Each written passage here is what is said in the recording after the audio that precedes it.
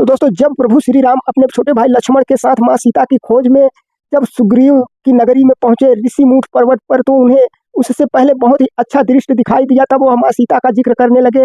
इतने में माँ सीता के मन तक उनकी आवाज पहुंची और माँ सीता चौंक गई। तब तक इधर राक्षस जातियों माँ सीता पर अत्याचार किस प्रकार कर रही थी, यह सब प्रभु श्री राम के मन को भी छू रही थी और माँ सीता को भी प्रभु श्री राम की बोली आभास हो रही थी। और इतने में इधर यह दोनों भाई बात कर रहे थे। तब तक सुग्रीव के चित्रगुप्त ने देखा कि दो सुंदर मनुष्य इस वन के आसपास भटक रहे हैं। वह तुरंत ही जाकर अपने राजा सुग्रीव को यह सूचना देना उचित समझा। तब वह तुरंत ही जहाँ पर सुग्रीव महाराज समेत जामवंत और कई मंत्रीगण बैठे हुए थे, वहां पर जब पहुंचे तो सुग्रीव महाराज से जब यह सारी बातें बताने लगे, तब सुग्रीव महाराज बहुत ही ज्यादा आश्चर्यचकित हुए और कहा कि हो सकता है मेरे बड़े भाई बाली ने इन दोनों को मुझे मारने के लिए भेजा हो। तब जामवंत जी, उनके जो महामंत्री थे, वह समझाते हैं कि राजन, हो सकता है कोई वनवासी भटकते हुए इस पर्वत तक पहुंच गया हो। तब चित्रगुप्त ने कहा कि वह आप ही का जिक्र कर रहे थे दोनों की, सुग्रीव महाराज इसी पर्वत पे रहते हैं। तब ऐसा सुन सुग्रीव महाराज के मन में और भी ज्यादा शंका बैठ गई। हालांकि नल नील विचार करने पर मजबूर किया कि हो सकता है वह आपके मित्र हो, शत्रु नहीं हो। इस बात को जामवंत जी भी बहुत ही स्पष्ट रूप से सुग्रीव महाराज को समझाने लगे।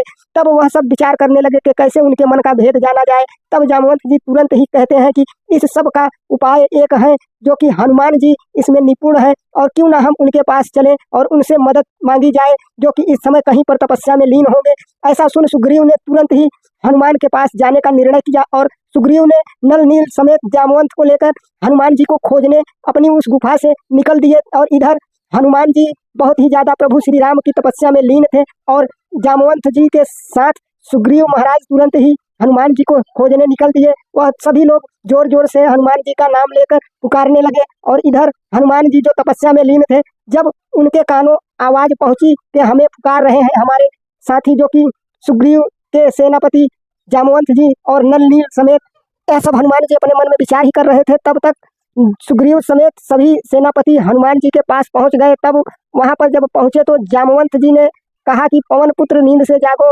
उठो पवन पुत्र। इतने में हनुमान जी अपनी आंखें खोलते हैं तो वह पूछते हैं दोनों भाइयों से, नल नील से, कि क्या हुआ, किस लिए हमें पुकार रहे हो। तब तक यह सब सुन रहे जामवंत जी ने तुरंत ही कहा कि दो सुंदर मनुष्य आ गए हैं और महाराज सुग्रीव ने शीघ्र ही आपको बुलवाया है। तब तक महाराज सुग्रीव स्वयं हनुमान जी के पास पहुंचते हैं और उन्हें कहते हैं कि आपकी आवश्यकता है और दो राजकुमार हमारे इस वन में भटकते हुए आए हैं, उनसे उनका भेद लेकर हमें बताइए, हो सकता है भैया बाली उन्हें भेजा हो।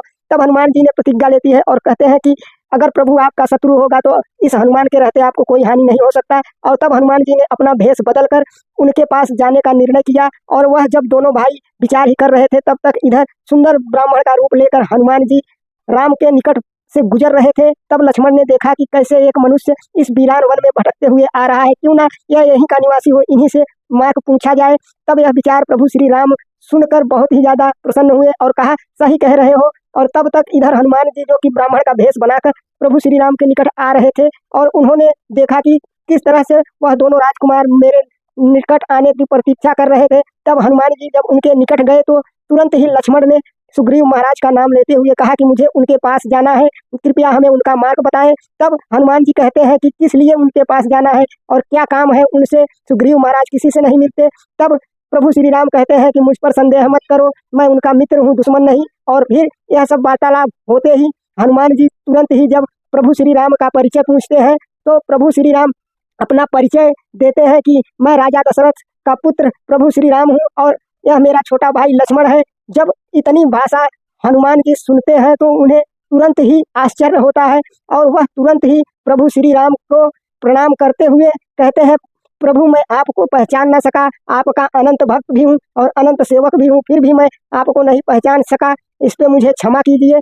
क्योंकि प्रभु श्री राम के सेवा के लिए ही हनुमान जी का जन्म हुआ था, यह सभी जानते हैं। और यह सब कहकर हनुमान जी तुरंत ही प्रभु श्री राम के कदमों पर गिर पड़े और तुरंत ही प्रभु श्री राम के कदम छूने लगे। तब प्रभु श्री राम ने तुरंत ही कहा कि भाई यह तुम क्या कर रहे हो, सेवक की जगह चरणों में नहीं, आइए गले लगाते हैं। और प्रभु श्री राम तुरंत ही हनुमान जी को गले लगा लेते हैं और कहते हैं, फिर लक्ष्मण तुरंत ही गुस्सेले स्वभाव में बोलते हैं कि भाई आपने अपना परिचय नहीं दिया।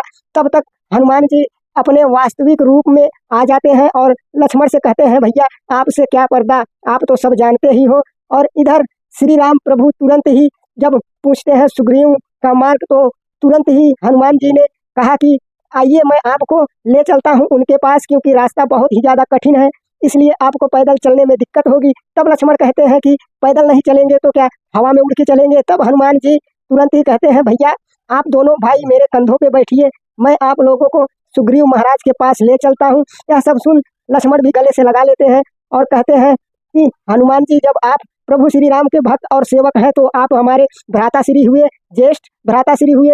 यह सब सुन दोनों लक्ष्मण और हनुमान जी का प्रेम अधिक बढ़ा। उसके बाद प्रभु श्री राम ने सुग्रीव महाराज के पास जाने का निर्णय लिया। तब हनुमान जी अपना विकराल रूप लेते हैं और दोनों भाइयों को वह बारी बारी से अपने कंधे पर बैठने के लिए कहते हैं। तब प्रभु श्री राम के सामने जब अपना हाथ पसारते हैं तो प्रभु श्री राम तुरंत ही लक्ष्मण के साथ दोनों भाई उनके कंधों पे बैठ जाते हैं। और जब उनके कंधों पर बैठ जाते हैं तो हनुमान जी तुरंत ही वहां से उड़ान भरते हैं और हवा की यात्रा से ऋषिमूठ पर्वत की शिखर पर जाने लगते हैं और कहते हैं कि वहीं पे हमारे महाराज सुग्रीव रहते हैं। और इधर जब सुग्रीव के गुप्तचर देखते हैं कि कैसे हनुमान दोनों भाइयों को अपने कंधे पर बिठाकर लेकर आ रहा है, तब वह लोग बहुत ही ज्यादा आश्चर्यचकित होते हैं। तो दोस्तों इस तरह से प्रभु श्री राम और हनुमान जी की मुलाकात होती है, जो कि यहाँ के बाद अनंत भक्ति हनुमान जी और प्रभु श्री राम के बीच हो जाती है और संपूर्ण रामायण तक हनुमान जी प्रभु श्री राम के साथ रहते हैं। दोस्तों इस वीडियो में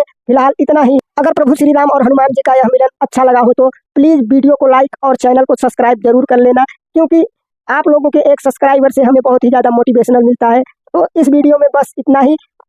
धन्यवाद।